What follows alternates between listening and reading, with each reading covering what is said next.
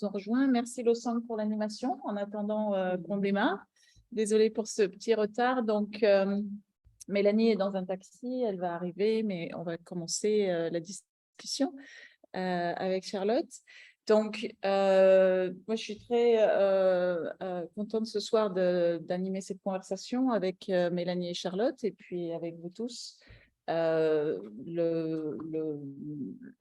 va diviser la soirée en deux sessions d'à peu près 40 minutes. La première partie, ça va être des questions, une discussion avec Charlotte et Mélanie. On va faire un thème sur l'Europe, l'économie, l'écologie, la justice sociale, l'égalité et puis les Français de l'étranger. Évidemment. Et puis la deuxième partie, donc à peu près 40 minutes, ce sera ouvert à toutes les questions, donc ceux qui sont en virtuel comme ceux qui sont dans la salle, pour poser directement des questions à Charlotte et Mélanie. Donc moi, je m'appelle Isabelle Blanchot, je suis à Londres depuis 2008, et je vis à l'étranger depuis 1993.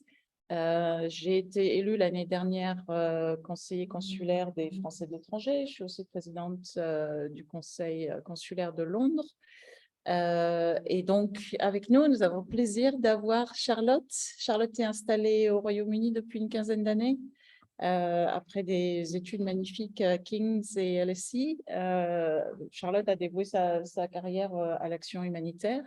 Et donc, toujours été engagée en politique aussi, et donc cette année, candidate aux législatives françaises. Voilà, tout à fait. Donc, en attendant, Mélanie, je pensais que ce serait bien d'avoir un petit retour de ta première expérience. D'abord, bravo d'être au deuxième tour. Félicitations. Merci. C'est vraiment génial.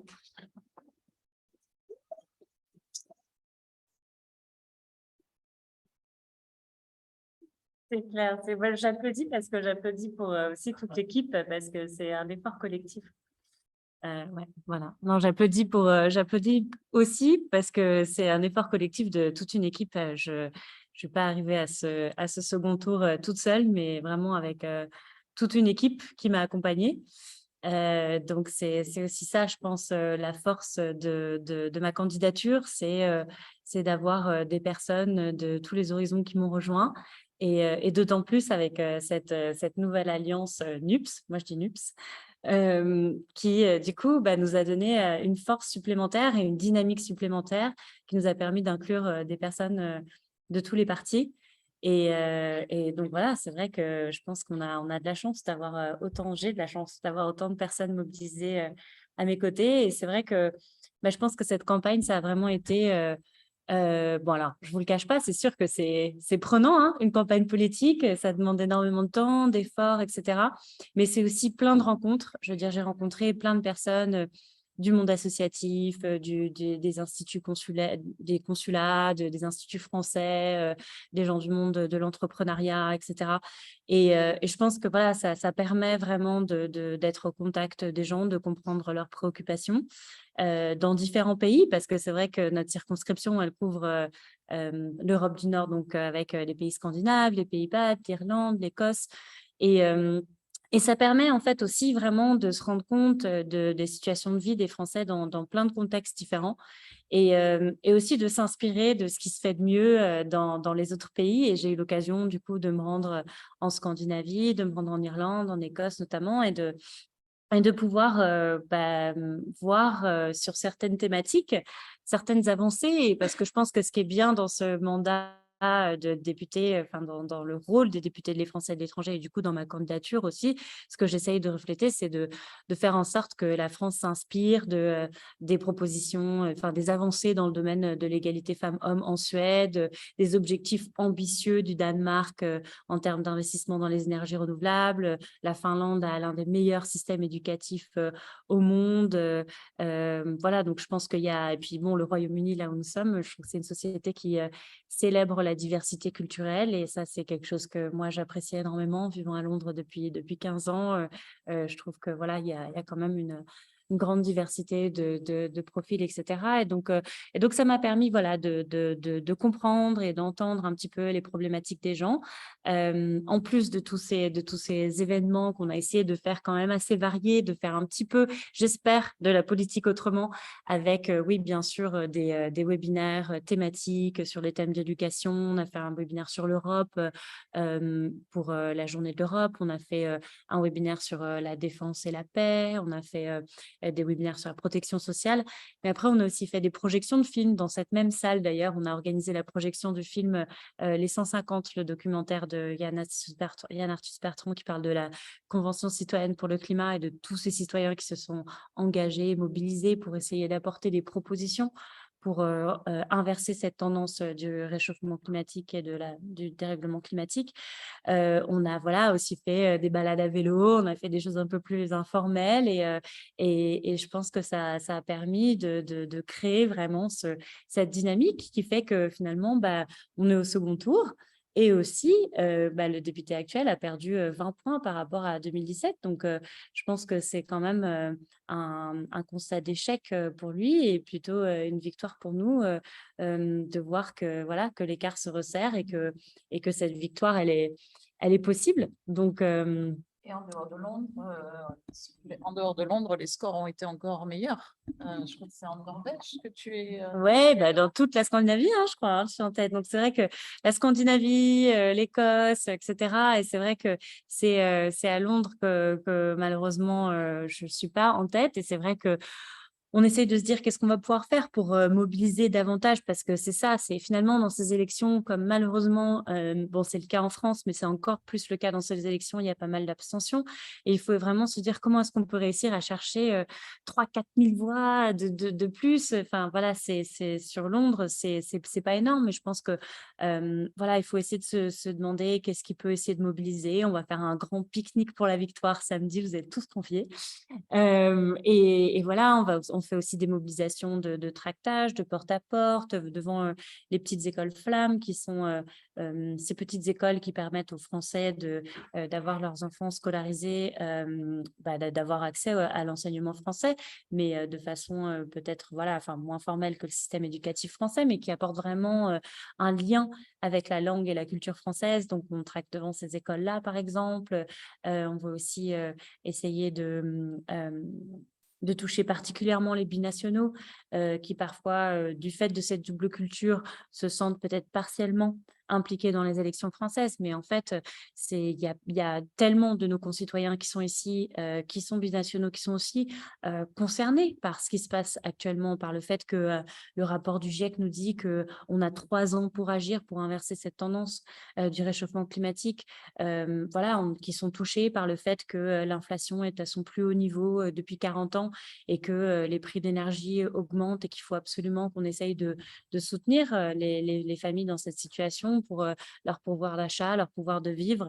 Donc, je pense que les thématiques touchent les gens et ça, c'est certain. Après, il faut essayer de transférer ça et en vote et en, en utilisant son droit et son pouvoir démocratique. Donc, c'est ça qu'on va essayer de faire pour ce second tour. Je suis sûre que ça va aussi bien se passer, sinon mieux qu'au premier tour. Si on démarre sur la question sur l'Europe, alors l'Europe pour EELV, ça fait. Si on commence sur le sujet de l'Europe, donc pour EELV, forcément, c'est au cœur du projet et de l'agenda de EELV.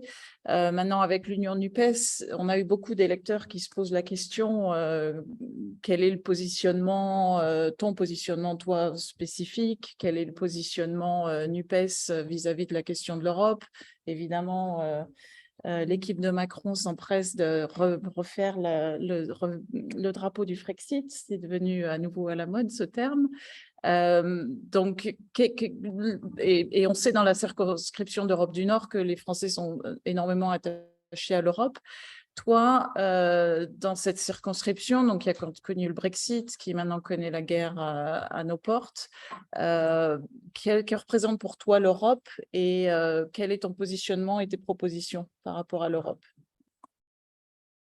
Déjà, moi, je suis profondément européenne et ça c'est vraiment quelque chose de très important pour moi. Moi, je suis venue au Royaume-Uni pour étudier. J'ai eu la possibilité d'étudier en master ici à King's College et à LSE, comme tu disais, et j'ai eu le droit à ça aussi parce que il y avait au moment où moi j'ai étudié des tarifs qui étaient des frais de scolarité dans les universités qui étaient réduit pour les étudiants qui faisaient partie de l'Union européenne. Ensuite, j'ai commencé à travailler donc pour une ONG, pour une petite ONG, War Child à l'époque. J'avais un petit salaire, mais j'ai pu commencer à travailler. Et ensuite, voilà, j'ai travaillé pour plusieurs autres ONG par la suite. Mais en fait, aujourd'hui, les Français qui veulent déjà étudier en France sont confrontés à des frais de scolarité qui sont beaucoup plus significatifs et ils ne peuvent pas commencer à travailler sur des bas salaires comme ça. Ils ont besoin d'être sponsorisés par leur entreprise. Donc souvent, c'est des gens qui doivent toucher plus de 30 000 pounds par an, voilà, qui doivent avoir un certain niveau de revenu, qui doivent être sponsorisés, etc., avoir un visa. Enfin, tout ça, je veux dire, à cause du Brexit, tout ce que moi j'ai pu vivre, tout ce que moi j'ai pu expérimenter, j'ai pas pu, enfin, beaucoup de gens maintenant ne vont pas pouvoir y accéder à cause de ça. Et vraiment, enfin, je peux pas le réitérer assez, on ne veut pas de ça pour la France, on ne veut pas d'un Frexit pour la France. L'Union européenne, c'est essentiel. Pour moi, l'Europe, c'est vraiment un espace essentiel pour protéger nos droits humains, pour aussi avoir des progrès en termes d'écologie. C'est un espace aussi de paix, c'est un espace essentiel pour de la coopération culturelle, de la coopération éducative également, et aussi, bon, bien sûr, pour ce qui est de la protection de nos droits. Je veux dire, on voit que sur des sujets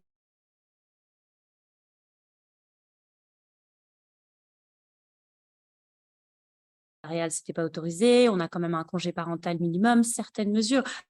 Alors bien sûr, c'est vrai que ce sur quoi on est d'accord dans cette union et c'est ce sur quoi on s'accorde est quand même un socle commun, c'est qu'on veut que cette Union européenne, elle fasse davantage en termes d'environnement, elle fasse davantage en termes de faire progresser nos droits sociaux. Parce qu'on voit que c'est quand même un cadre qui permet ça. D'ailleurs, la France a été accusée par enfin, a été reprise par la Commission européenne pour le fait qu'elle n'ait pas respecté le cadre légal sur la pollution de l'air, sur la qualité de l'eau, certaines normes environnementales comme ça qui peuvent aller dans le bon sens. Donc, voilà, je pense que c'est un cadre essentiel et qui peut vraiment nous apporter des énormes progrès dans de nombreux domaines. Merci. Charlotte, regarde si Mélanie arrive. Donc, on va continuer. On va parler de l'économie. Donc, tous les indicateurs, malheureusement, signalent que nous entrons dans une période inflationniste et très incertaine liée à la guerre. Le pouvoir d'achat des Européens est directement impacté par la hausse des prix.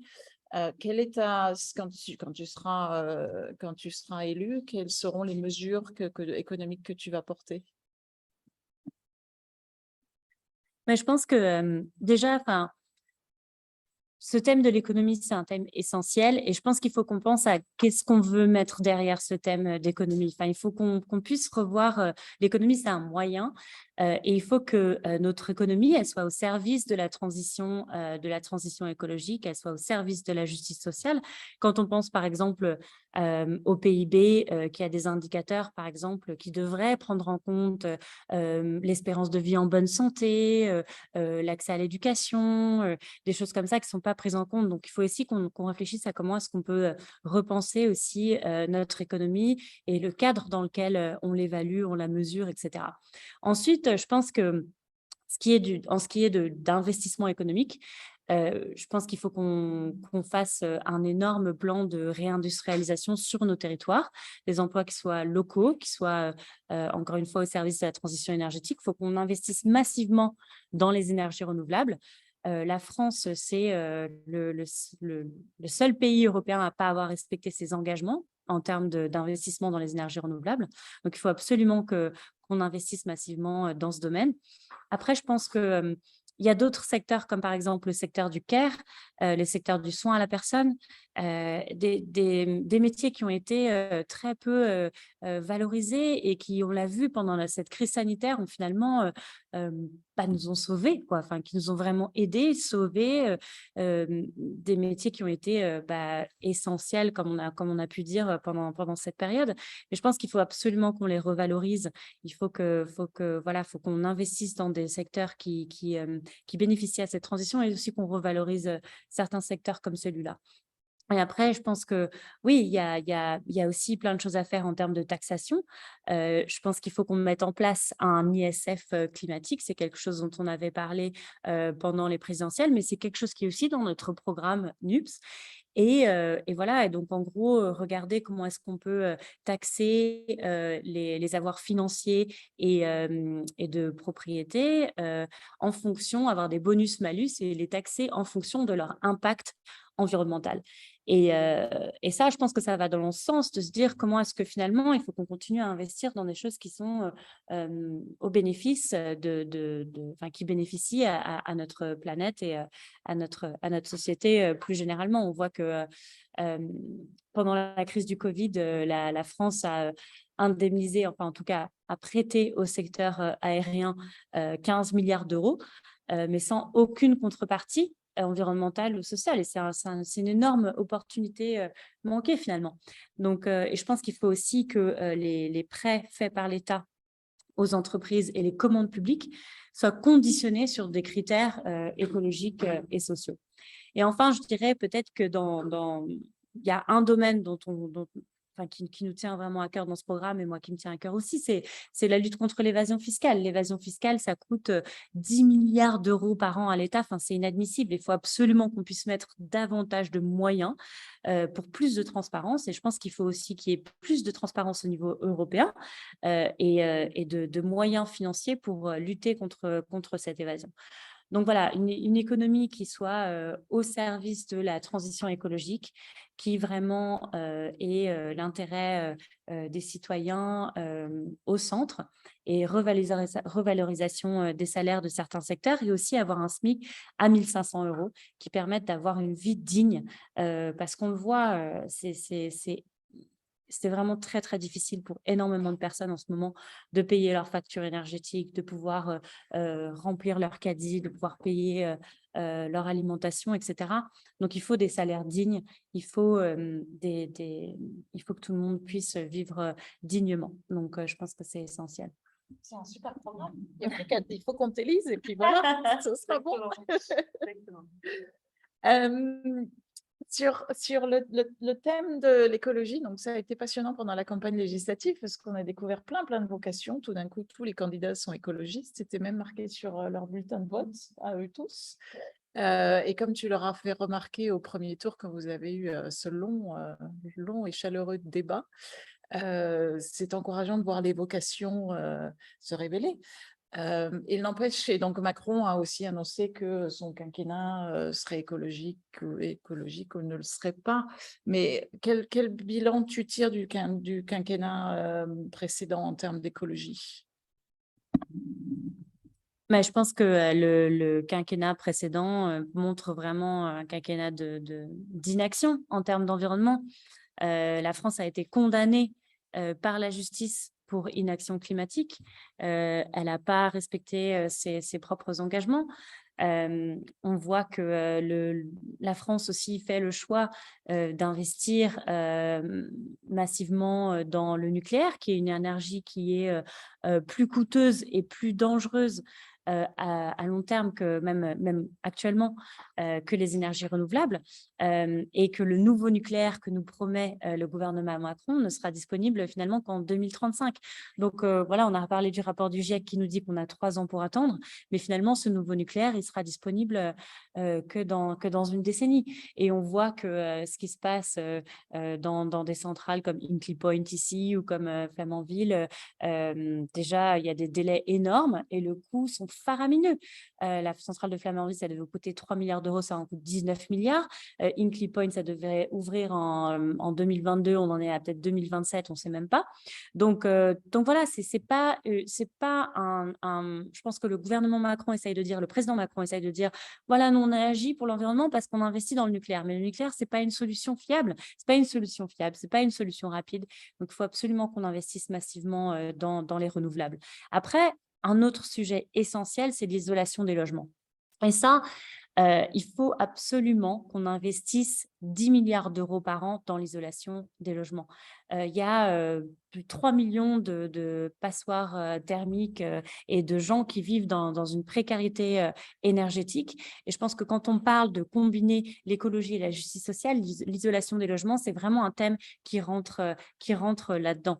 Et alors, il nous a toujours dit que, et même Macron durant le débat, que 700 000 logements avaient été isolés. Oui, alors d'accord, il y a eu 700 000 demandes avec ma prime rénov d'isolation des logements. Donc, bien sûr, bon, c'est un progrès.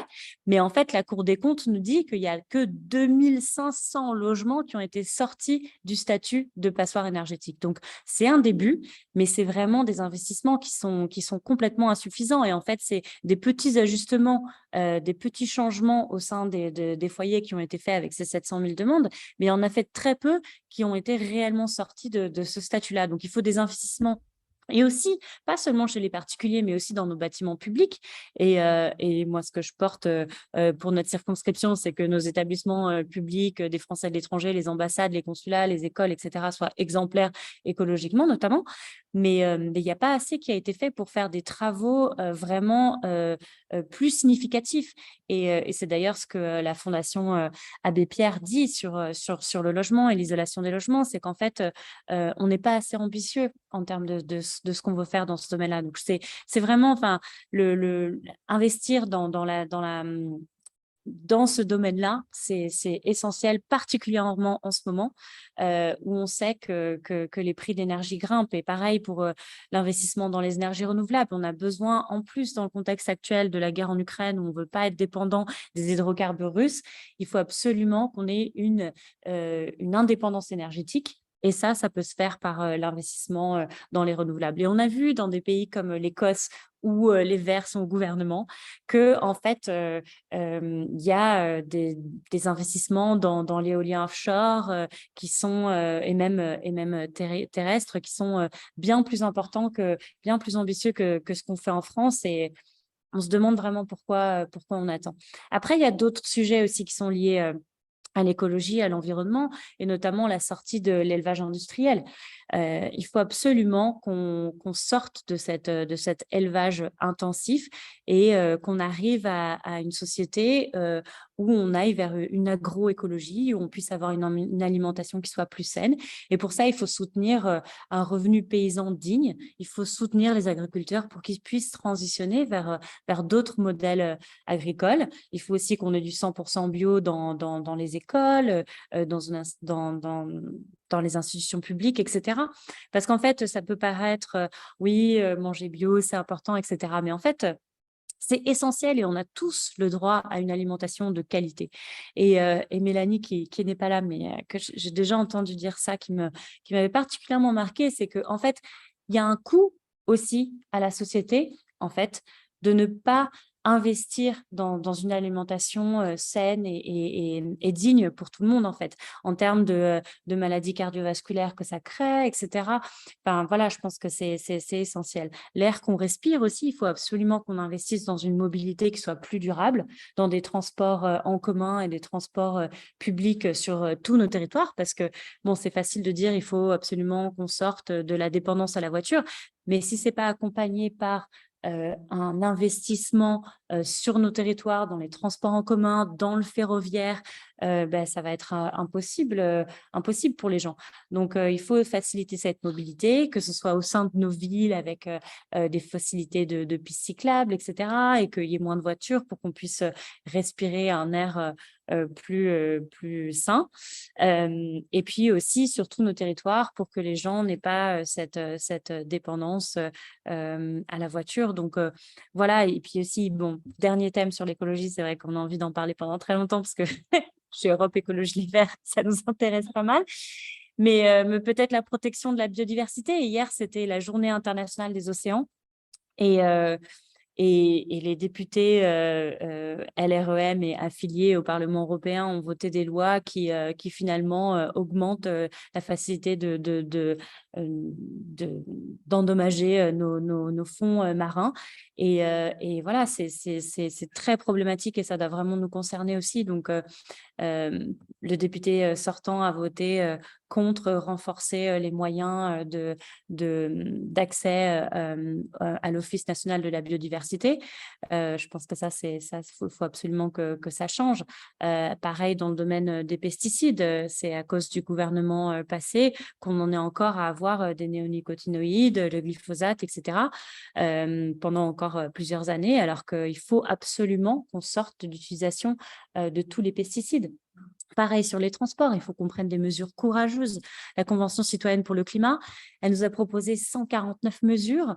Il n'y en a que 10 qui ont été mises sans filtre au vote du Parlement. C'est quand même un scandale. Donc ça, et notamment la mesure d'interdire les lignes de transport aérien pour les vols internes quand il existe une alternative de 4 heures en train. Ils ont rabaissé ça à 2h30, mais je veux dire, voilà, encore une fois, ils ont minimisé plein de mesures qui étaient pourtant très ambitieuses. Il y a des citoyens qui se sont penchés pendant 8 mois sur plusieurs week-ends. Et on se rend compte, là, je pense que ça peut peut-être nous apporter quand même pas mal d'optimisme, c'est qu'ils se sont réunis. La majorité d'entre eux n'avaient aucune connaissance en termes d'écologie, ils étaient de tous bords politiques, de tous horizons sociaux, et en fait, finalement, ce qu'ils ont proposé, c'était plus ambitieux que n'importe quel autre gouvernement.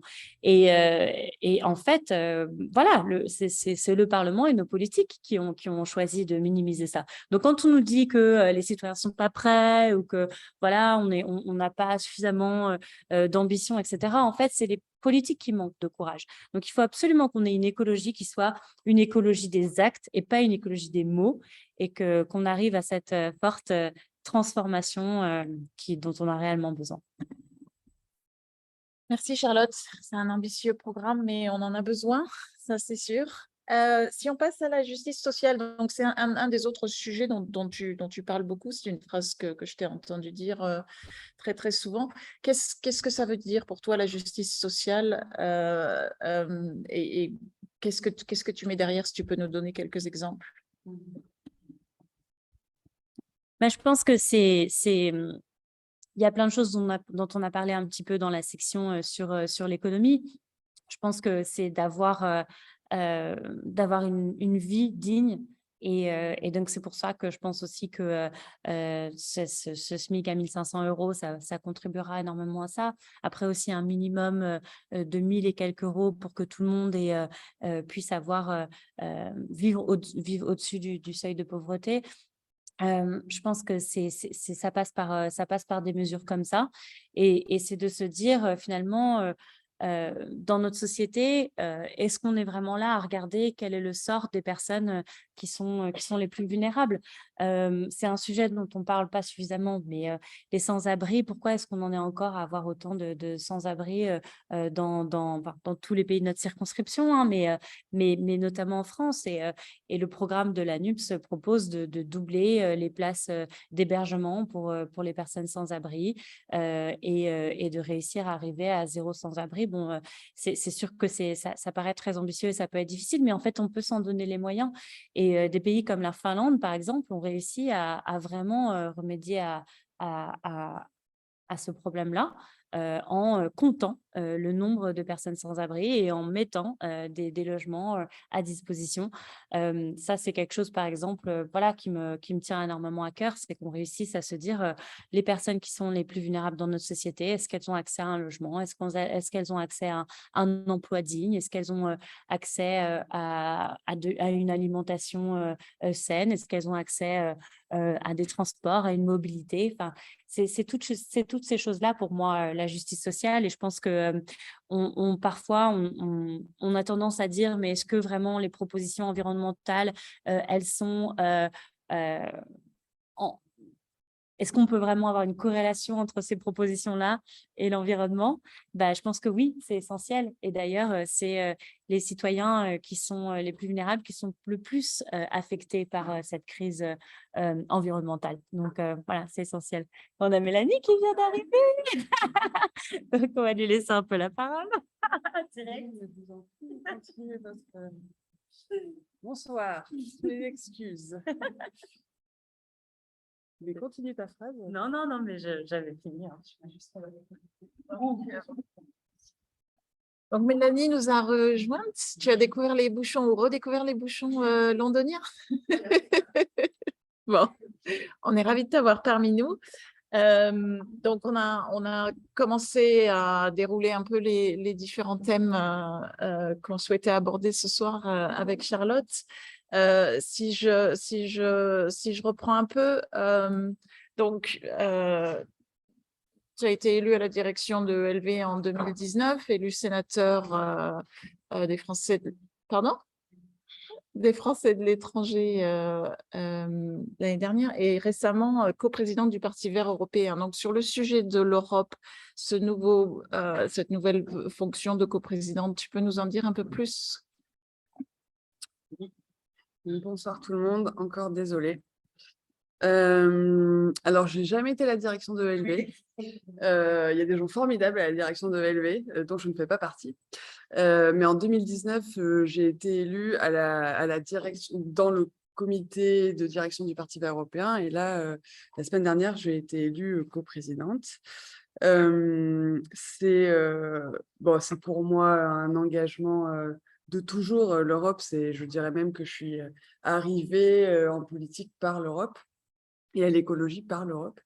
Et je crois que c'est un symbole très important au moment où nos adversaires politiques essaient de nous faire croire que les écologistes auraient renié leurs engagements européens, que d'affirmer que rien n'est moins vrai. Les écologistes français sont et resteront toujours des pro-européens, des fédéralistes. Et si l'ensemble de la famille écologiste européenne n'en était pas profondément convaincus, je peux vous assurer qu'ils n'auraient pas élu une Française pour diriger le Parti vert européen. Et le fait que l'ensemble des délégués de tous les partis écologistes européens m'aient élu à leur direction, je pense, démontre à la fois l'attachement des écologistes français pour l'Europe, mais aussi la conviction profonde de l'ensemble des écologistes européens que, oui, les écologistes français restent profondément pro-européens. Peut-être un mot sur... je reviens de... Bon, ma vie est très compliquée, comme vous l'imaginez, quand on est sénatrice française de l'étranger, mais je reviens plus ou moins de Strasbourg, où il y avait une session plénière. Il s'est passé beaucoup de choses pendant cette session plénière. Le vote du paquet Fit for 55, j'imagine que certains en ont entendu parler, mais aussi une résolution sur l'accès à l'avortement, sur l'état de droit en Pologne, et aussi quelque chose de très important. Le Parlement européen a aujourd'hui commencé ce qu'on appelle, c'est l'article 48 des traités, c'est engager une procédure de réforme des traités. Et c'est important parce que depuis toujours, et pendant cette campagne, beaucoup essayent de faire l'amalgame entre les personnes qui critiquent ce qu'ont toujours fait les écologistes. Nos traités actuels, certaines politiques publiques européennes aussi, on est souvent en minorité au Parlement européen, ça ne veut pas dire qu'on n'est pas fermement convaincu qu'il faut qu'il y ait un Parlement européen qui décide de trucs, mais bon, parfois on est quand même en minorité. Et en fait, on a toujours porté le fait qu'on était pro-européen, mais qu'il fallait changer l'Europe. Ça a toujours été, je veux dire, moi, depuis que je suis chez les écologistes, je travaille sur changer les traités. J'avais même écrit quel serait le traité qu'on voudrait si on pouvait l'écrire nous-mêmes, etc.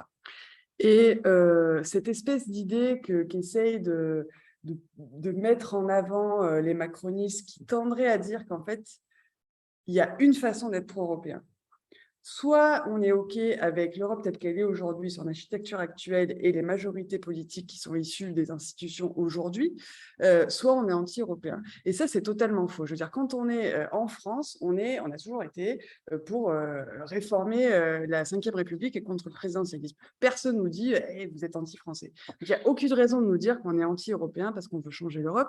Et d'ailleurs, le Parlement européen a voté cette procédure à une large majorité. C'est-à-dire qu'il y a aujourd'hui au Parlement européen une majorité très large qui considère que oui, il y a des choses qui dysfonctionnent et que vouloir changer les traités, vouloir mettre en tension certaines choses, ça peut bien sûr être parce qu'on est anti-européen, mais en ce qui nous concerne, c'est surtout parce qu'on veut justement sauver l'Europe et il n'y a pas d'autre moyen que pour la sauver que de la réorienter et de la réformer. Et je crois que c'est au contraire une très belle manière d'être pro-européen que de s'engager pour changer l'Europe. C'est tellement bien dit, je ne sais plus comment enchaîner. Merci Mélanie. On a abordé avec Charlotte les questions sur l'économie, donc peut-être d'un point de vue de ta position de sénatrice, le taux d'inflation est au plus haut depuis les 40 dernières années, donc tous les jeunes découvrent l'inflation. Qu'est-ce qu'on peut faire pour améliorer le pouvoir de vivre des Français pendant ces périodes qui vont être assez difficiles pendant les années à venir?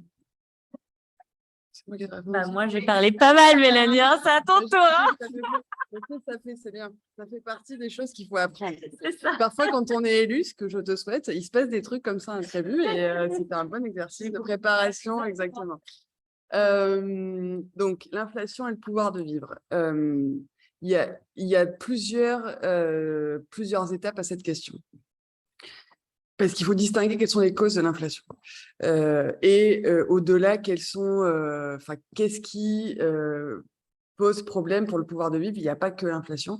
Donc, nous, ce qu'on défend, ce sont à la fois des mesures là, de court terme, urgentes, l'augmentation du SMIC. Donc, l'augmentation il y a deux choses pour tout de suite arriver à ce que les plus vulnérables arrivent à mieux vivre. Il y a à la fois augmenter leurs revenus, donc l'augmentation du SMIC, le chèque énergie pour les personnes qui sont le plus en difficulté, donc augmenter les revenus. L'autre chose, c'est baisser les dépenses contraintes, parce que le pouvoir de... En fait, il y a deux choses, il y a les prix et puis il y a ce qu'on doit payer et ce qu'on reçoit. Ce qu'on reçoit, donc la hausse du SMIC, etc. Ce qu'on doit payer. Quand on dit qu'il faut investir dans les renouvelables, quand on dit qu'il faut faire la rénovation thermique, etc., c'est toujours c'est difficile d'expliquer. En fait, ça, ce sont des mesures de justice sociale et de pouvoir d'achat. Mais en fait, c'est la seule manière, à terme, là, tout de suite, il faut aider les plus précaires parce qu'il y a des gens qui peuvent plus se chauffer. Et ça, il faut le faire tout de suite. Il faut le faire avant qu'on ait rénové les maisons, avant qu'on ait fait la transition énergétique et qu'on ait des éoliennes et des panneaux solaires et qu'on soit indépendant du gaz russe, etc. Il faut le faire tout de suite. Mais si on fait que ça, je veux dire, dans 2 ans, et puis on aura toujours des personnes qui seront dans la misère. Donc, il y a une partie court terme. La partie long terme, c'est évidemment parce que une des causes majeures de l'inflation, c'est le prix de l'énergie. Et donc, ce n'est pas la seule chose, évidemment, mais la transition énergétique est au cœur de cette question de l'inflation et du pouvoir de vivre. Et évidemment, on avait une augmentation du prix de l'énergie avant la guerre en Ukraine, qui était liée à toute une série de facteurs. Là, on a une augmentation évidemment du prix du gaz qui est liée à la guerre en Ukraine, aussi des matières premières, notamment des denrées alimentaires, du blé, etc., pour des questions qui sont liées pour le coup précisément à la guerre, parce qu'il y a du blé qui est bloqué en Ukraine et qu'on n'arrive pas à le faire sortir. Et donc, tout ça ne sont pas les mêmes causes. Le prix de l'énergie, c'est quelque chose qui, le pétrole va augmenter et on doit sortir des énergies fossiles. La guerre nous impose de le faire encore plus vite que ce qu'on l'avait prévu. Et on n'a pas le choix, en fait. Je veux dire, en fait, aujourd'hui, qu'on veuille ou qu'on ne veuille pas, on n'a pas le choix. Et donc, la transition énergétique, c'est la clé. Et ensuite, évidemment, c'est tout ce qui est la relocalisation de notre économie, de notre production alimentaire. On a vu évidemment que la souveraineté énergétique, c'était une des armes au niveau international pour préserver la paix, mais on voit aussi que, en fait, on n'est pas souverain d'un point de vue alimentaire et qu'il faut donc relocaliser notre production alimentaire. Et aussi, je pense que là, au-delà de ça, la crise du Covid aussi nous avait démontré que tout un tas de secteurs essentiels devait être localisé, la production de médicaments, etc. Parce qu'en fait, le modèle sur lequel on est de dire, parce que l'histoire de pourquoi on dépend du gaz russe, c'est au fond parce que les Allemands trouvaient que c'était quand même moins cher. À court terme, oui, c'est vrai, à court terme, c'était moins cher. À long terme, c'est une catastrophe. Et donc là, on est obligé tout de suite de prendre un chemin différent. Et les effets, ce ne sera pas demain matin. Et donc, c'est aussi, pour contrer aussi une des critiques qu'on fait souvent aux écologistes, vous voulez fermer les centrales nucléaires demain matin, ça va être la catastrophe, machin. Personne n'a jamais dit qu'on voulait fermer les centrales nucléaires demain matin. On a un plan très rationnel. Il faut monter en force sur les renouvelables le plus vite possible, le plus fort possible, et progressivement, à chaque fois qu'on aura la capacité, qu'on produira assez pour fermer une centrale, on en fermera une, en commençant par les plus vieilles et les plus dangereuses. Je ne sais pas si vous avez vu ce qui est là, l'ouverture d'une enquête pour dissimulation voilà, dans la centrale de Tricastin. Le parc nucléaire français n'est pas sûr, loin de là. C'est un lanceur d'alerte qu'on avait reçu au Sénat qui est là en grande détresse parce qu'il subit des pressions énormes. Bref, je diverge, désolé, mais la transition énergétique, la relocalisation de notre économie à court moyen terme et dans l'urgence, des mesures de pouvoir d'achat. Et juste un mot peut-être sur la question, parce que sur les sujets d'inflation, on a toujours cette question, le blocage des prix versus... il y a deux biais à éviter. Si on fait que des mesures pour aider, donc pour renforcer les revenus des plus précaires, et qu'on fait que ça, c'est vrai que dans certains cas, c'est la société qui va renflouer les grandes entreprises qui continuent à faire des profits. On a vu que là, pendant la crise Covid, et là encore récemment, Total fait des milliards de bénéfices. Est-ce qu'ils ont vraiment besoin de faire ces milliards de bénéfices? Non. Donc, il faut combiner, mais en même temps, le blocage des prix a deux défauts. Premièrement, il bloque les prix pour tout le monde, y compris pour ceux qui n'en ont pas besoin. Mais aussi, dans certains cas, le problème de l'inflation n'est pas lié que à des profits abusifs, mais aussi juste au fait qu'il n'y a plus de matières premières. Donc, le blocage des prix, c'est quelque chose qui est important à faire dans certains cas, quand c'est la bonne solution dans l'urgence, mais il faut faire attention à avoir des mesures aussi redistributives qui permettent de cibler les personnes qui ont besoin et pas de façon aveugle tout le monde. Ce qu'avait fait le gouvernement avec, vous vous souvenez, les 18 centimes de réduction à la pompe pour tout le monde, c'est-à-dire aussi pour des gens qui, sont très riches, ont des voitures les plus polluantes et qui consomment le plus. Et au fond, c'est une mesure anti-redistributive. Donc, le blocage des prix, c'est un outil qui est utile et à utiliser dans certains cas. Mais voilà, quand c'est nécessaire, quand c'est intelligent, quand ça permet de sortir de la crise, ce qui n'est pas toujours le cas, il faut le voir de façon, je pense pas dogmatique, mais pour le coup, pragmatique. Merci Mélanie.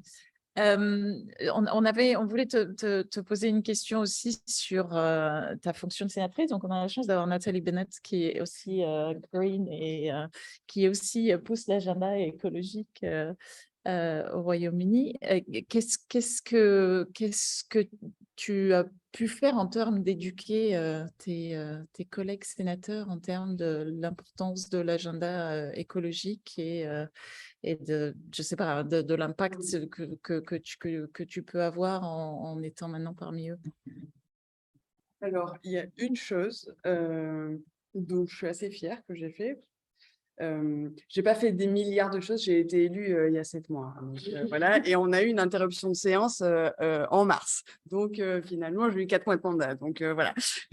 Mais je veux juste, mais une chose une chose importante que j'ai fait, et que le groupe, à l'initiative du groupe écologiste évidemment, ça a été de mener, donc le Sénat a mené une mission d'information sur la sécurité sociale écologique, qui est un concept que personne ne comprenait quand on leur a dit on voudrait mener une mission d'information sur la sécurité sociale écologique. Ils nous ont dit en fait on ne sait pas ce que c'est, donc est-ce que vous pourriez reformuler, parce que sinon on ne peut envoyer personne dans votre mission parce que personne ne comprend ce que c'est.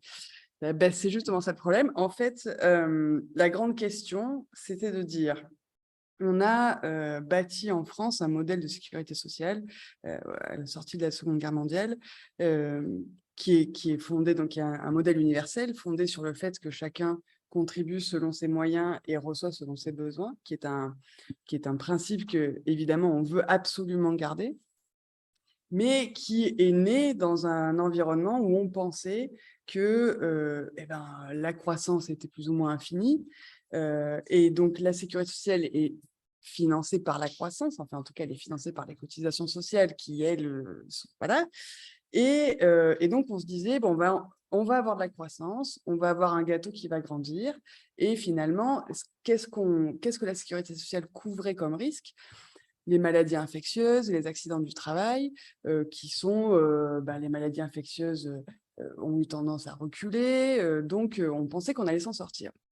On avait juste oublié, au sortir de la Seconde Guerre mondiale, qu'en fait, la planète sur laquelle on vivait était finie, que la croissance infinie, ça n'existait pas, et qu'avec notre modèle économique, on allait faire peser sur le système des risques, pour le coup, sur la santé humaine, que notre modèle, en fait, créait, et que donc, on ne pouvait pas à la fois aggraver les risques avec notre modèle économique et se servir de notre modèle économique pour les régler. En fait, il y a ça retourne en rond. On a un système de protection sociale qui est fondé sur un modèle économique qui empêche, qui porte atteinte à la santé publique. Et donc, la réflexion qu'on a essayé de mener, c'est comment on peut faire pour avoir une sécurité sociale qui, non seulement est capable de couvrir les nouveaux risques qui émergent du fait du changement climatique. Évidemment, les risques, tous les problèmes de santé qui sont des problèmes de masse, pas les accidents du travail, ça ira toujours, il y aura toujours des gens qui se casseront une jambe au travail. Mais les problèmes de santé liés au réchauffement climatique, liés à l'exposition aux produits chimiques, ce sont des problèmes de masse qui sont croissants, qui ne sont pas statistiquement le fruit du hasard. C'est-à-dire qu'en fait, on ne peut pas courir après ça. Voilà. Et donc, comment couvrir ces nouveaux risques qui sont aujourd'hui là? C'est-à-dire qu'il y a une augmentation des cancers, une augmentation du diabète, une augmentation de toute une série de pathologies à cause de notre modèle économique. Et comment aussi faire que la sécurité sociale, en fait, joue un rôle pour atténuer les risques. Parce qu'aujourd'hui, en France, on a en fait dans les dépenses de la sécurité sociale, 97%, c'est du curatif, c'est-à-dire vous êtes malade, on vous soigne. 3%, c'est de la prévention. Il faut complètement inverser la logique.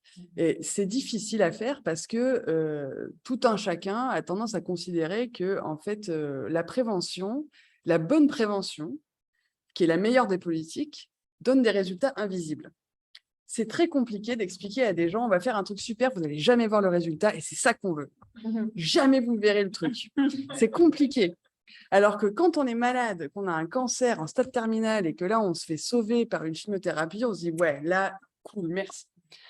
Et donc, il faut, malgré tout, malgré cette difficulté qui est là presque, qui n'est pas technique, mais qui est politique, à expliquer qu'en fait, il faut faire des politiques de prévention et à ce qu'il y a un gain politique à le faire, à investir dans des choses qu'on ne voit pas. Donc, il faut inverser cette logique. Et donc voilà, on a travaillé sur couvrir de nouveaux risques, inverser la logique et faire de la prévention. Et surtout, ce qui a été très intéressant dans cette mission d'information, donc j'aurais peut-être dû dire ce que c'était une mission d'information au début. Une mission d'information, c'est des sénateurs et des sénatrices qui font une enquête pendant quelques mois et qui parlent avec plein de gens qui sont spécialistes dans le sujet. En gros, c'est ça. Et ce que nous disaient beaucoup d'experts, c'est en fait, la première chose qu'on peut faire pour que notre modèle de protection sociale soit compatible avec le changement climatique, c'est de faire des politiques écolo, en fait. Il faut juste, en fait, arrêter de polluer, il faut arrêter d'émettre du carbone, en fait. Et donc, ce qui a été important, c'est qu'on est parti en octobre d'un truc où les autres groupes étaient là, genre, on ne comprend pas le sujet en fait. C'est quoi le truc, la sécurité sociale écolo, qu'est-ce que ça veut dire? On est parti de ça à un rapport qui a été adopté avec la totalité du groupe, sauf les LR qui se sont abstenus, mais qui quand même, qui sont, voilà, et qui dit des choses très fortes, qui dit il faut arrêter avec la croissance, qui dit il faut complètement renverser notre modèle de sécurité sociale pour faire de la prévention, qui dit il faut faire des politiques écologistes, c'est la seule façon, qui dit on n'est pas prêt, le gouvernement a rien fait, et qui propose aussi des pistes pour une des pistes qu'on avait notamment explorées pour illustrer un peu qu'est-ce que ça pourrait être ces outils de prévention que la sécurité sociale pourrait offrir. C'est la notion d'allocation alimentaire universelle. Donc, l'alimentation est au cœur à la fois de ce qui impacte notre santé, mais aussi de ce qui impacte notre environnement, puisque quand on produit de la nourriture, voilà. Et donc, une des préconisations du rapport, c'est de réfléchir à la mise en place d'une allocation universelle alimentaire qui serait, par exemple, on n'est pas allé aussi loin dans le détail technique, mais avec votre carte vitale, bon, peut-être vous n'avez pas tous carte vitale, mais bon, si vous revenez en France et qu'on est au pouvoir, le fait de pouvoir avoir accès à un montant qui est déterminé comme en étant le montant nécessaire à couvrir les besoins minimums alimentaires, à des produits bio, produits localement. Et en faisant comme ça, à la fois on améliore la santé des gens, donc la Sécu, elle a moins à payer parce que les gens sont moins malades, mais aussi on accélère la transition agricole, puisque au fond, on finance la production alimentaire biologique et locale. Et voilà, donc ça fait partie, c'est des recommandations assez, enfin le fait que la sécurité sociale puisse en fait servir à ce que les gens se nourrissent bien. C'est pas du tout comme ça qu'avait été pensé le truc au départ, qui était pensé comme on va être là pour réparer quand vous allez vous casser la jambe ou tomber malade. Mais en fait, aujourd'hui, voilà, on a des nouveaux enjeux et en fait, si on fait rien, on va totalement dans le mur. Donc voilà, si j'ai un truc à dire sur l'éducation de mes collègues sénateurs, voilà, c'est ça. Vous voyez ce que ça fait d'avoir des parlementaires écologistes qui transforment la société? En 4 mois, c'est pas mal, hein, quand même. Hein. On attend la suite. Ouais. Je voudrais qu'on puisse donner la parole à vous dans la salle et sur Zoom. Une dernière question, Charlotte, pour toi, parce que c'est quand même au cœur de ton mandat. Quelles sont tes propositions pour les Français de l'étranger de la 3e circonscription d'Europe du Nord? Oui, c'est sûr que je pense que déjà, une chose que je voudrais dire, c'est que pour développer nos propositions, évidemment, on avait une idée avec l'équipe de ce qu'on voulait mettre en avant. Moi, j'avais une idée de ce que je voulais porter. Mais ce que j'ai fait aussi, c'est que j'ai consulté les concitoyens de notre circonscription en menant un sondage participatif auquel près de 1000 personnes ont répondu. Donc ça, c'est important aussi de se dire comment est-ce qu'on peut réfléchir à ces propositions en étant informé par les réelles préoccupations des gens. Donc, ce qui est sorti, par exemple, on a fait sur plusieurs thématiques, sur l'environnement, sur l'éducation, sur la culture, sur les questions consulaires, etc. Sur le thème de l'environnement, c'est avoir accès à une mobilité verte, qui était une des préoccupations fondamentales. Donc, voilà, en termes de transport, je sais que ça ne concerne pas forcément tous les pays de notre circonscription, mais certaines d'ailleurs, certains pays ont eu des avancées significatives dans ce domaine. Quand j'étais en Irlande, il y avait une femme dans une réunion publique qu'on a fait sur le thème de la mobilité verte qui nous a dit moi, à 66 ans, j'ai lâché ma voiture. Pourquoi? Parce que le gouvernement irlandais a mis en place le fait que pour les seniors de 66 ans et plus, ils n'ont plus besoin de rien payer pour les transports en commun, pour les billets de train, etc. Donc, ça change, ça révolutionne d'avoir des choses comme ça. Bon, moi, une de mes propositions concrètes, c'est de pouvoir avoir un tarif jeune et un tarif senior en Eurostar. Et ça, c'est vraiment faisable. On voit notamment qu'avec la fusion de l'Eurostar et du Thalys, qu'il y a déjà ces tarifs-là sur le Thalys et que c'est quelque chose qui serait réaliste à mettre en place. Dans le domaine de l'éducation, je pense qu'il faut absolument plafonner et arrêter l'augmentation des frais de scolarité dans les établissements français à l'étranger.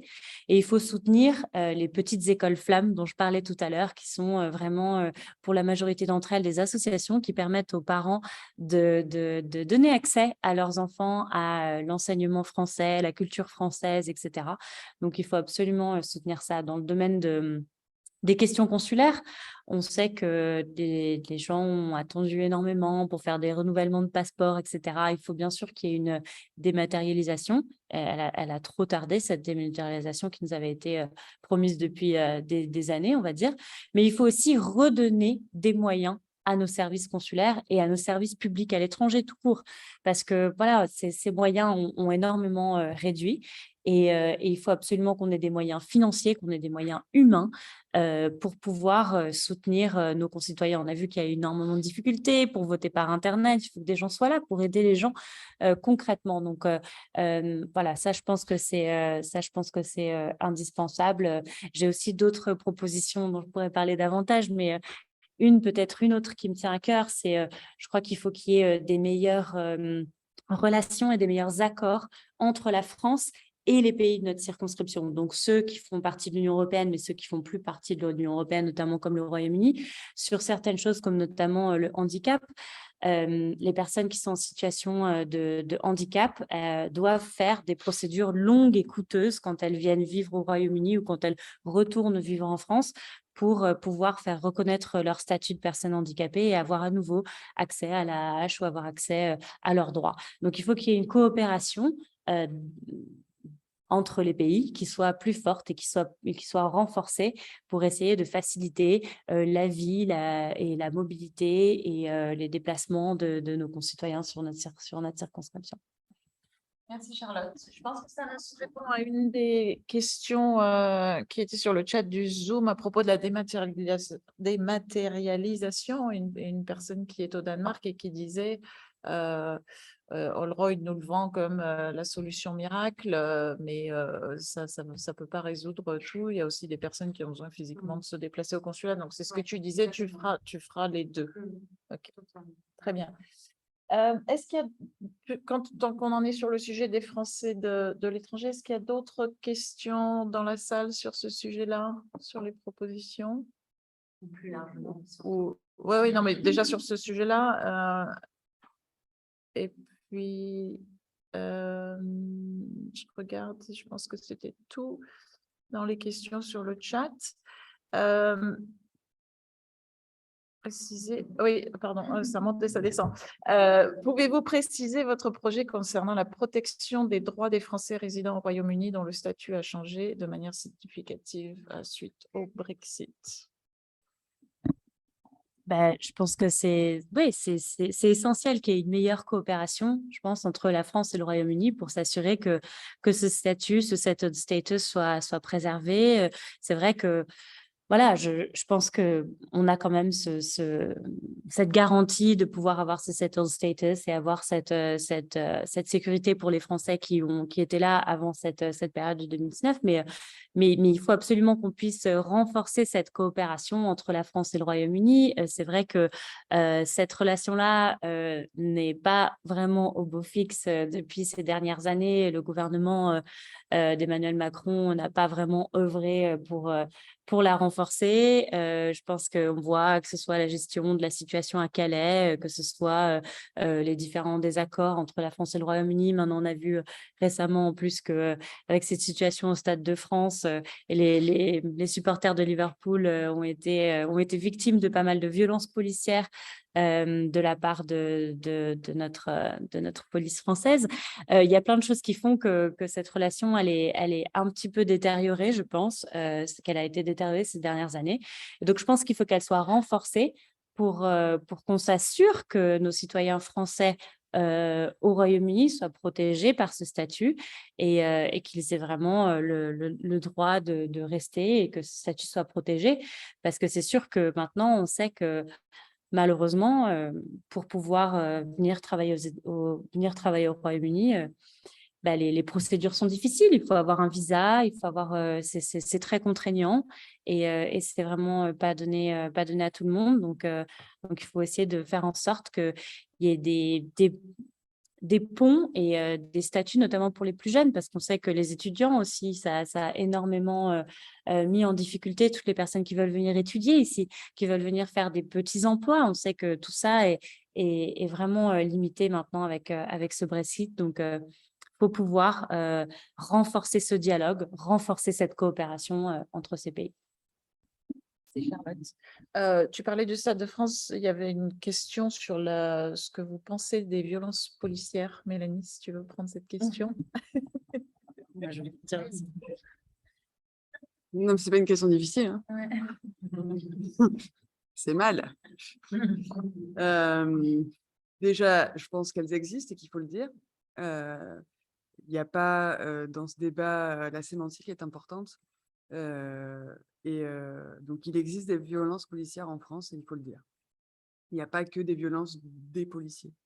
Il y a des violences policières parce qu'il y a une doctrine du maintien de l'ordre qui est totalement défaillante.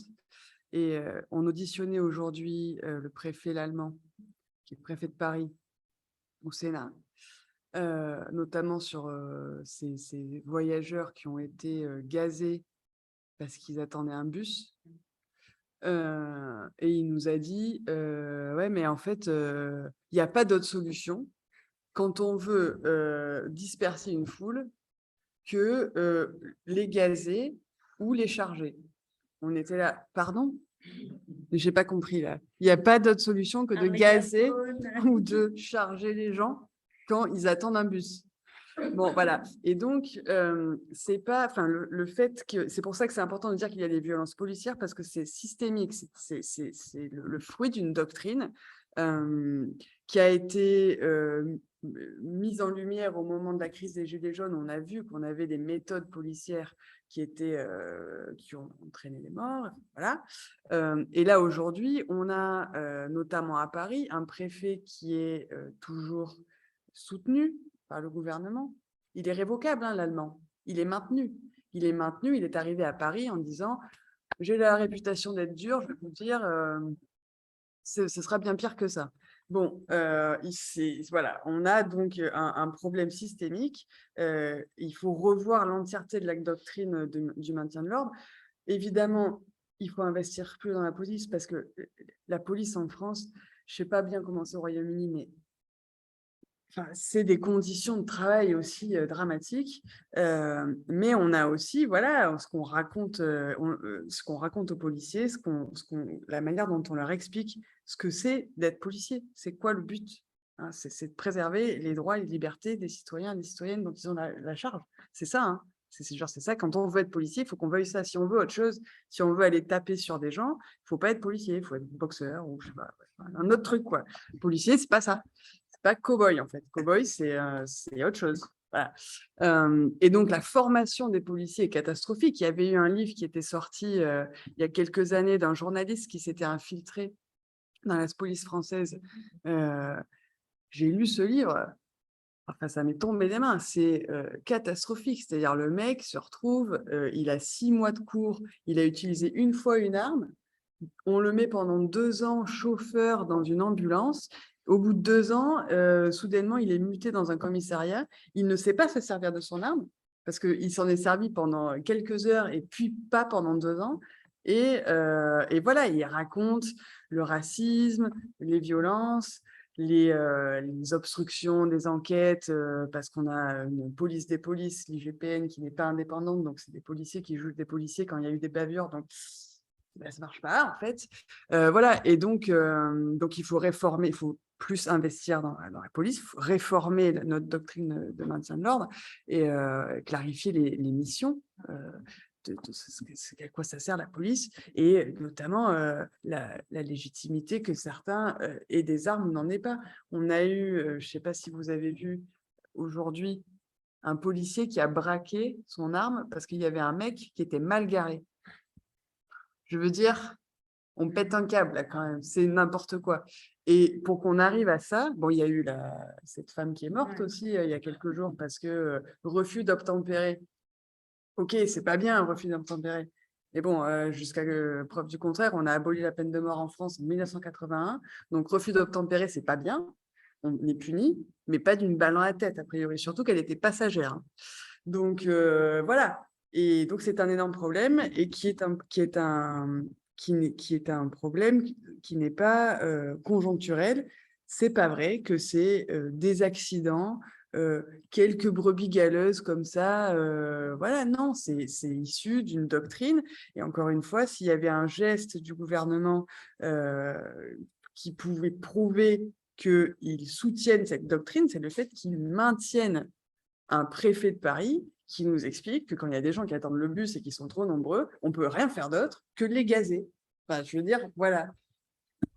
Je voudrais juste dire 2 mots là-dessus rapidement, c'est que on a l'impression parfois quand on écoute le gouvernement français que, enfin en tout cas le ministre de l'Intérieur, etc., qu'en effet c'est la seule façon de faire, c'est la seule option, etc.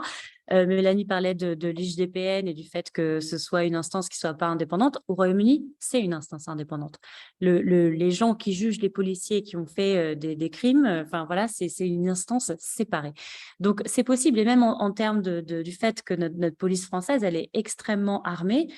Au Royaume-Uni, la majorité des policiers qui nous protègent ne sont pas armés. Donc, alors, c'est pas comme si c'était le chaos ici, hein. Enfin, je veux dire bien au contraire, finalement. Il y a beaucoup plus peut-être de respect des règles, respect de l'ordre avec une police qui est de façon significative moins armée que la police française. Donc, on peut avoir une police qui est moins armée, on peut avoir une institution qui juge, qui analyse les crimes de la police de façon indépendante. Enfin, 4 personnes qui sont mortes en 4 mois pour refus d'obtempérer qui n'est pas, qui ne devrait pas nous coûter la vie, quoi.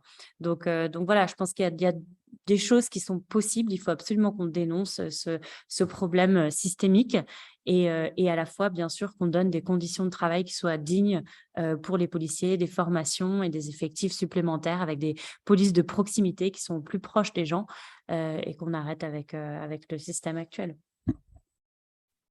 Merci Charlotte. Est-ce qu'il y a des questions dans la salle? Plein. Je crois que tu as levé la main la première. Vas-y. Merci. Aussi sur le thème de la police et de la justice, est-ce que vous avez des propositions sur un harmonisation? Parce que moi, j'ai eu des expériences récemment où j'ai parlé avec des policiers anglais et je me suis vraiment très dégoûtée, très accompagnée. Alors que en France, j'ai jamais eu d'expérience aussi proche, mais j'entends beaucoup d'histoires, notamment sur les violences faites aux femmes, sur les violences faites par les enfants, et aussi sur le système pénitentiaire. On parlait avec mon beau-frère récemment, qui dit quand quelqu'un fait un crime pour aller produire dans la prison, et quand on regarde par exemple la Norvège, un système pénitentiaire qui est vraiment axé sur la réinsertion, est-ce qu'il y a des choses que vous voulez avancer sur ces sur le sujet des violences faites aux femmes notamment, et qu'est-ce qu'on peut faire dans ce domaine-là, dans le domaine de la justice et de la police. Voilà, nous, notre programme, ce qu'il recommande, c'est d'investir 1 milliard d'euros par an pour lutter contre les violences sexistes et sexuelles. Et pourquoi est-ce qu'on a besoin de ça? Bien sûr aussi pour que les femmes qui sont victimes puissent avoir un lieu d'hébergement qui soit sûr, pour qu'on puisse faire des campagnes d'information, mais aussi pour qu'on puisse former la police et pour qu'on puisse former le personnel judiciaire pour que ce ne soit pas une épreuve quand ces femmes vont porter plainte, parce qu'actuellement, je veux dire, c'est pas possible de voir le nombre de féminicides qu'on a et le fait que notre gouvernement fait rien. On sait que c'est possible dans d'autres pays européens. Encore une fois, il faut qu'on puisse s'inspirer de ce qui se fait ailleurs. En Espagne, il y a eu un investissement significatif qui a été fait dans ce domaine pour soutenir les femmes victimes, pour avoir des procédures d'éloignement, pour avoir des situations d'hébergement, mais aussi pour former le personnel à accueillir cette parole, la recevoir de façon à l'écoute, comme vous le disiez, qui ne soit pas dans une situation de jugement, qui ne soit pas néfaste finalement pour beaucoup de ces victimes qui sont amenées à porter plainte. Donc ça, c'est une mesure. Et en effet, je pense que pour ce qui est du système judiciaire, il faut qu'on arrête d'être dans un dans un tout punitif. Le système norvégien dont vous parliez est beaucoup plus focalisé sur la réhabilitation. Qu'est-ce qu'on peut faire là-dessus? Qu'est-ce qu'on peut faire aussi pour que des petits crimes et des petits délits ne soient pas sanctionnés, comme la consommation de cannabis, etc. Enfin, il faut qu'on arrête de sanctionner ça et que ça vaille des peines d'emprisonnement. Il faut qu'on change notre curseur sur des situations qui soient plus de réhabilitation, de prévention et pas dans un système qui soit aussi punitif qu'il est actuellement. Je peux prendre d'autres questions, Mélanie, ou c'était rapide? Ouais. Non, mais juste sur ce sujet, parce que je suis en train de travailler à des propositions législatives là-dessus, sur la prise en compte des violences conjugales, notamment par la police. Et j'avais fait un déplacement en Espagne, justement, pour aller m'inspirer de ce qui est décrit comme étant un modèle qui n'est pas parfait, qui est perfectible comme tous les modèles, mais qui donne des résultats intéressants. Si on regarde juste, est-ce qu'il y a moins de mortes? Ben oui. Et une des choses importantes qu'ils ont fait en Espagne, enfin 3 choses. Un, mettre les moyens, et là tu l'as dit, enfin je veux dire, en fait, toutes les politiques publiques, en fait, c'est quand même une question d'argent à un moment donné, hein. Je veux dire, c'est pas, c'est bien d'avoir des objectifs, à un moment donné, il faut les mettre en œuvre, et il faut les mettre en œuvre avec de l'argent public. Donc il faut dédier des moyens à ça. L'autre chose qu'ils ont fait, c'est d'avoir une définition de ce que c'est la violence conjugale et la violence sexiste, la violence de genre, qui n'est pas simplement une violence comme les autres, qui s'exprime dans un contexte particulier et qui n'est pas à prendre en compte comme une violence parmi d'autres. C'est pas la même chose, en fait, si votre mari, votre ex-conjoint vous harcèle, vous violente, vous viole. C'est pas la même chose. Ce n'est pas le même dispositif qui est autour. C'est pas la même histoire que quelqu'un qui vous raquette dans la rue. Il ne se passe pas la même chose. Et parce qu'il ne se passe pas la même chose, et j'en viens au 3e point, ce qu'a fait l'Espagne, c'est de mettre en place une justice spécialisée et qu'ils ont agrégée. Donc, en fait, un avantage, c'est que quand vous êtes victime, vous avez un guichet unique, bah, vous n'avez pas à aller chez le psy, aller à la police, aller à la sécu pour avoir les... Il y a un endroit où on va et qu'ils ont formé les gens. Et donc, quand on vous reçoit, et donc moi, j'ai visité un des tribunaux à Madrid, l'entièreté, donc les juges, les policiers, les psychologues, les avocats, ont tous eu une formation, et ce n'est pas les formations à la police française, quelques heures, voilà. Ils ont eu des formations longues de plusieurs mois pour déconstruire leurs biais, comprendre ce que c'est, qu'est-ce que c'est les violences conjugales, pourquoi ça arrive, quels sont voilà, les mécanismes en œuvre.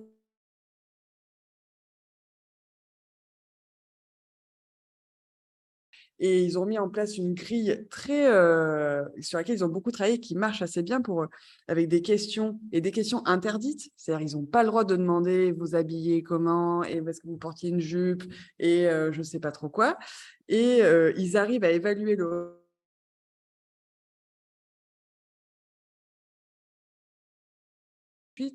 parce qu'ils savent que, en gros, quand une personne vient, c'est généralement que le danger est imminent et que le meurtre, s'il arrive dans les 48 heures. Donc, en fait, ils éloignent, même sans avoir, ce qui pose un certain nombre de questions du point de vue de la présomption d'innocence, etc.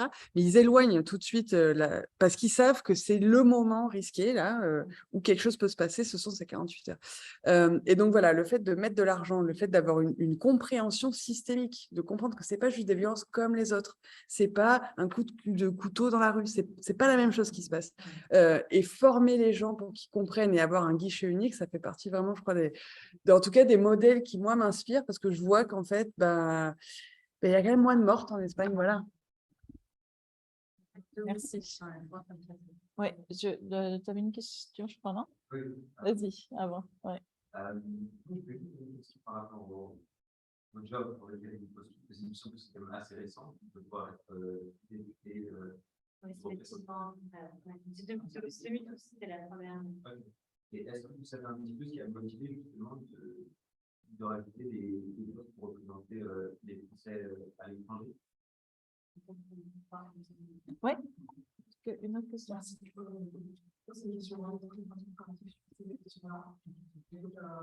suis fondamentalement écologiste au sein du programme de l'ELV. Par contre, j'ai 0% envie de communes par les filles, par exemple. Donc, par exemple, pour la vitesse, j'ai vraiment cette forte tension. Qu'est-ce que je fais? Parce que j'ai vraiment envie de donner mon vote à cette fois, pas du tout à l'autre. Donc, question du programme interne, comment vous voyez les choses se lever si, imaginons, on passe écouter le gouvernement, en tout cas, le poste, comment ça va se passer, les tensions, les négociations, les discussions, les différents partis, en général, voilà, par rapport à la représentation, justement, comment est-ce que vous vous engagez à consulter l'ensemble des citoyens et citoyennes qui auraient voté pour vous?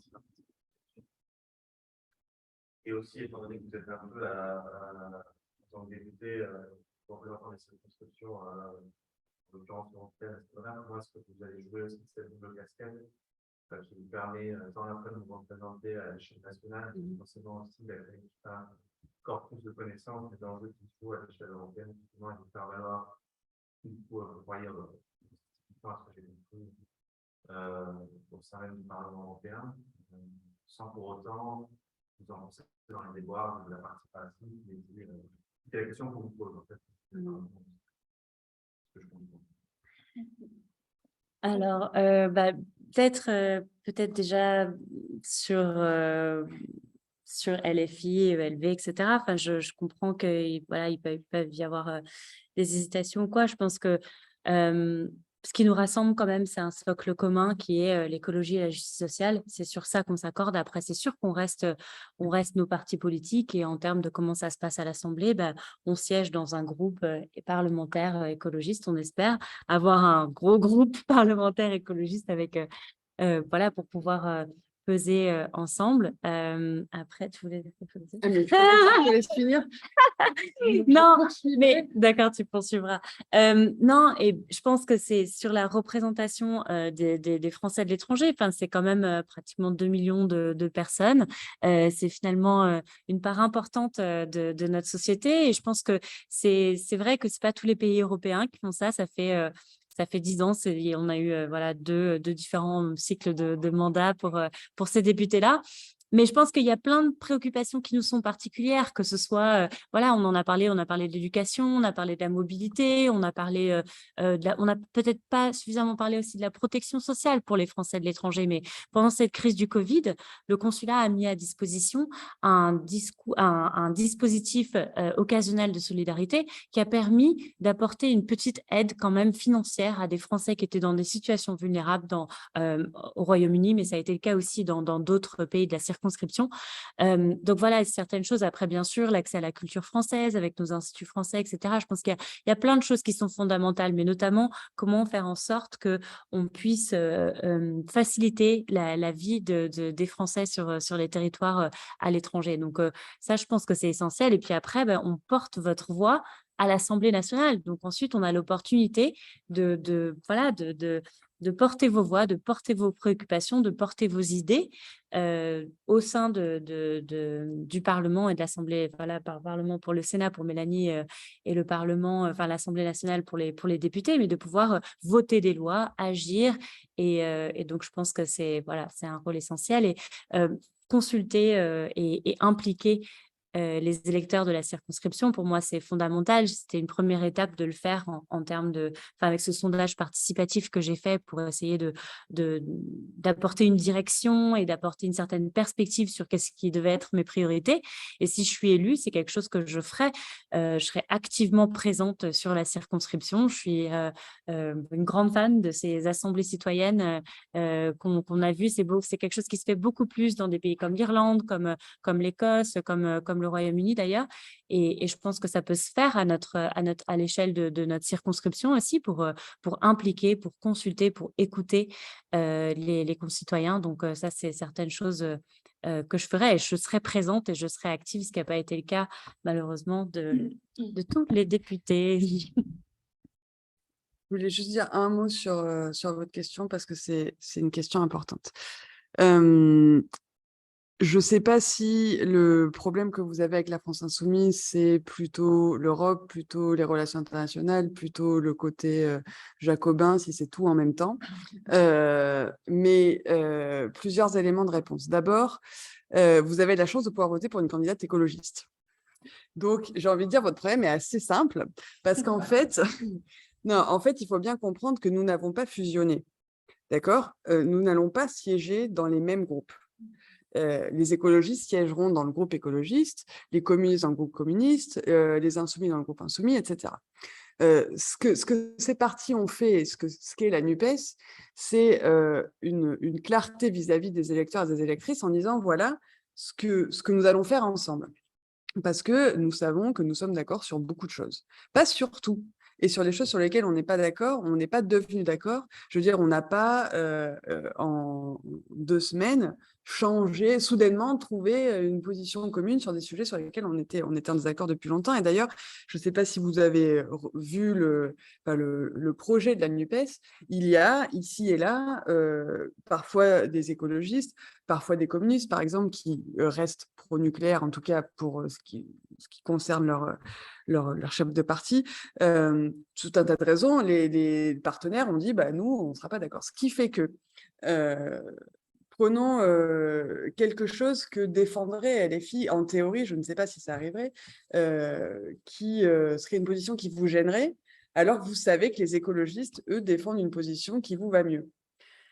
Eh ben, c'est bien parce qu'en fait, Charlotte, elle va plutôt voter pour la position qui vous va mieux. Et c'est pour ça que c'est important, en tout cas pour les gens je comprends que le dilemme serait différent si vous aviez un candidat ou une candidate de la France Insoumise. Là, je comprendrais que...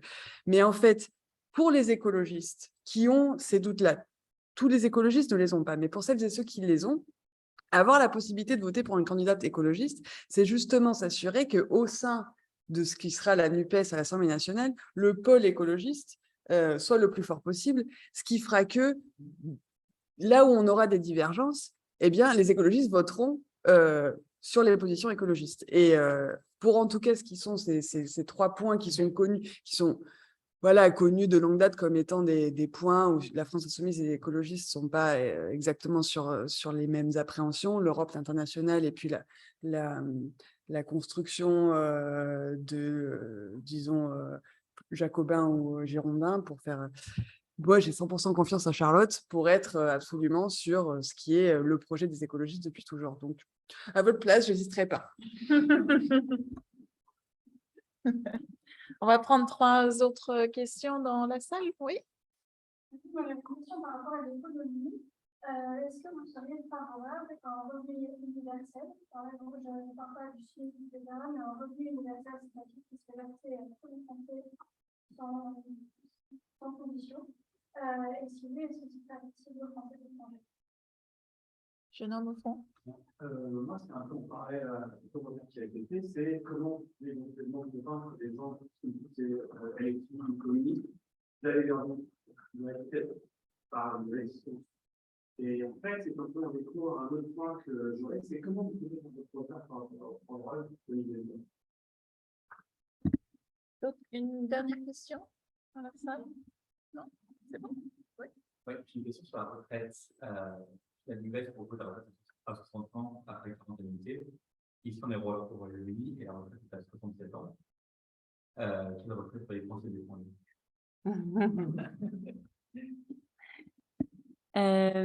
Alors, la première question sur le revenu universel, oui, bah, moi, je suis en faveur d'un revenu universel. Hein. C'est vraiment une mesure qui avait eu pas mal d'écho pendant la campagne de Benoît Hamon, pendant les présidentielles il y a 5 ans. Et je pense que c'était peut-être trop tôt, enfin, je ne sais pas, pour les gens peut-être de s'en saisir. C'était peut-être le revenu citoyen, c'était peut-être un petit peu différent dans le programme de Yannick Jadot, mais qui avait quand même cette même volonté de pouvoir donner un certain revenu à tout le monde sans condition, enfin, certaines conditions avec le revenu citoyen, mais quand même, moi, je suis en faveur de ça. Je pense que ça a été testé dans différents contextes, que ce soit au Canada, que ce soit en Écosse, que ce soit en Finlande aussi, il y a eu des tests sur le revenu universel. Et moi, je pense que ça a montré les bénéfices en termes de bien-être, en termes de possibilités de pouvoir faire d'autres choses dans sa vie, etc. Et ça n'a pas du tout impacté la recherche d'emploi qui peut être parfois l'accusation qu'on peut faire au revenu universel, etc. Donc, voilà, moi, je suis en faveur de ça. Il y a une proposition qui est un petit peu dans ce sens dans notre programme de la NUPS, d'avoir un minimum de 1 000 € qui soit quelque chose d'accessible pour les personnes qui en ont besoin. Donc, moi, c'est vraiment quelque chose voilà, dans lequel je suis en faveur de ça et je pense qu'il faut qu'on réfléchisse à comment est-ce qu'on peut faire ça. Après, pour les Français de l'étranger, c'est différent parce que c'est vrai que on vit dans un système où, enfin voilà, nous on bénéficie, je parle de nous, mais je sais que les gens qui nous écoutent sont dans différents pays, bénéficient du système social du Danemark, de la Suède, de l'Irlande, etc. Nous on bénéficie du NHS pour ce qui est de notre système de santé. Donc voilà, c'est difficile à mettre en place dans un contexte comme ça. Pour ce qui est de convaincre les électeurs LFI et puis pour quelle voie comment est-ce qu'on va réussir à convaincre les électeurs qui n'ont pas voté pour nous. Je pense que voilà, on a un socle commun qu'on partage. Moi, je suis profondément de gauche, profondément écologiste, profondément féministe, profondément antiraciste. Je crois qu'il y a énormément de choses qui nous rassemblent et c'est pour ça qu'on a d'ailleurs fait cette union. Donc voilà, c'est quand même un partage d'énormément de valeurs communes. Et je pense que pour rattraper ce retard, il va falloir qu'on aille chercher ces gens, qu'on réussisse à les toucher différemment. On parlait avec Nathalie Bennett tout à l'heure des binationaux. On a énormément de binationaux sur notre circonscription. On sait que c'est à Londres où on a notre retard. Je suis en tête dans tous les pays, dans pratiquement partout, sauf à Londres. Donc, c'est vraiment à Londres qu'il faut qu'on essaye de se concentrer. On va faire un énorme pique-nique samedi, essayer de toucher des publics différents. Et c'est quand même ce qu'on a essayé de faire dans cette campagne avec différents types d'événements, des projections de films, des balades à vélo, différentes choses pour toucher tout le monde. Il va falloir qu'on fasse ça encore plus dans le temps qu'il nous reste là. Et on va faire des communications qui soient spécifiques aussi aux binationaux, des gens qui sont peut-être un petit peu plus éloignés de la politique et vraiment qu'on réussisse à mobiliser fortement les gens qui partagent nos valeurs, que ce soit d'écologie et de justice sociale et essayer de toucher plus de monde. Je crois qu'il y avait une troisième question, je ne me souviens plus. Ah oui, les retraites. Vas-y. Non, je t'en prie, c'est toi qui me... Non, voilà. Quelque chose que je peux dire sur les retraites, oui, bien sûr, c'est vrai que voilà, le programme de l'ANUS propose en effet la retraite à 60 ans. Et c'est vrai que ce sera pas c'est pour les Français qui sont en France, ça va pas être pour les Français qui vivent à l'étranger. Alors après, ça dépend. Si vous décidez de retourner vivre en France au moment de votre retraite, les choses peuvent être différentes. Mais c'est sûr qu'à l'étranger, pareil, on fait pareil pour le système sanitaire, etc. Enfin, le système de santé, on fait partie de ce système de protection sociale où on est nous. Après, c'est vrai qu'il y a des propositions qu'on porte pour les personnes qui souhaiteraient revenir en France pour les autres pays qui vivent dans des pays de notre circonscription, c'est qu'il y a actuellement une inégalité dans le calcul des retraites pour les Français qui ont effectué une partie de leur carrière à l'étranger. Et nous, on veut essayer de remédier à ça. On veut essayer de faire en sorte que le calcul des retraites soit plus juste, le calcul de la période de travail qui a été faite dans un autre pays soit supérieur à ce que c'est actuellement. Il y a une inégalité dans ce domaine. Donc, nous, on veut essayer de travailler là-dessus et c'est d'ailleurs une proposition qui a été portée par certains de nos élus à l'Assemblée des Français de l'étranger. Donc, peut-être que les gens ne sont pas complètement au courant, mais en fait, on a une instance un peu régionale qui s'appelle l'Assemblée des Français de l'étranger, où on a des élus, notamment des élus écologistes, qui sont dans la salle aussi. Et dans ce lieu-là, on a la possibilité de porter des propositions qui concernent particulièrement les Français de l'étranger, dans le domaine de l'éducation, des questions sociales, etc. Et la question des retraites est le sujet de cette inégalité dans le calcul des retraites pour les personnes qui veulent revenir en France. Ça, c'est quelque chose qu'on porte, on veut que ça change. Il y avait des questions en ligne pour finir sur, puisqu'on a démarré un peu en retard, sur l'impôt universel. Juste pour finir, donc on va prendre une ou deux dernières questions.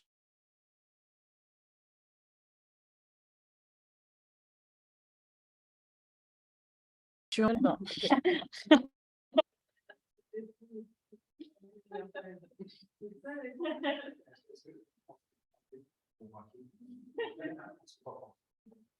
Alors, pour les écologistes, non. On n'est pas favorable à l'instauration d'un impôt. On nous dit un peu universel, en réalité, c'est l'impôt, on peut dire impôt sur la nationalité, c'est-à-dire c'est un impôt qui est fondé sur le fait que vous êtes français. Ce que défendent les écologistes, c'est plutôt de lutter, parce qu'en fait, le problème. Oui. Non. Voilà. Le vrai problème, c'est l'évasion fiscale. Donc, nous, ce qu'on propose, c'est surtout pour ce qui est de réparer les injustices d'aller récupérer les Françaises et les Français. Ils ne sont pas nombreux. Donc, ça existe, c'est sûr.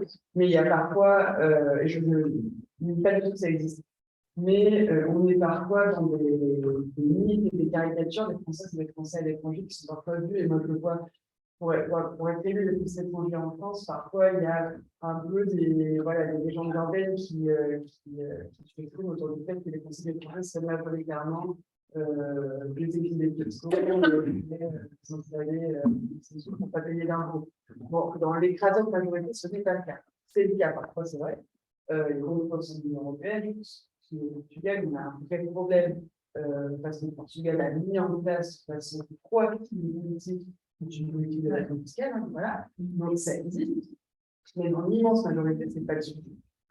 Donc, lutter contre l'évasion fiscale, se concentrer là-dessus, et au contraire, mettre un terme aux différentes discriminations qui existent entre les Français étrangers et celles qui résident en France, qui sont pas justifiées, notamment le forfait, par exemple, qui s'applique aux Français étrangers sur certains impôts, vous payez un forfait, que vous soyez très riche ou très pauvre. Voilà. Donc, bon, nous, on propose plutôt de discrimination et de lutter contre la fiscale plutôt que de mettre en place un impôt fondé sur la nationalité. Parfait. Bon, on va clore la discussion. Merci à tous d'être venus. Merci Mélanie d'avoir fait le déplacement. Ce sera beau au Bruxelles juste pour venir rigoler. C'est